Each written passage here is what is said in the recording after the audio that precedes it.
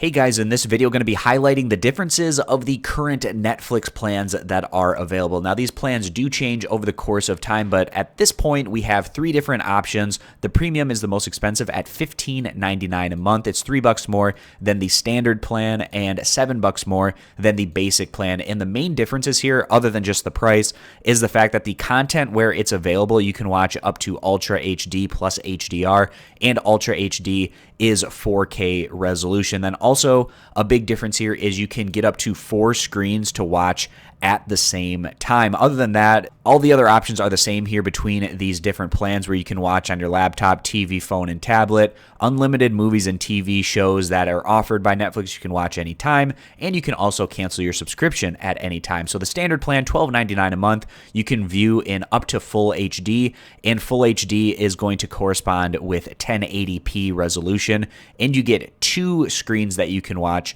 at the same time. And then the cheapest plan, the basic option, $8.99 a month. It has high video quality, so a step below 1080p, going to be there at 720p, and you can view 1 screen at the same time. So you're not going to be able to share it with other people that are going to be viewing on the same Netflix account.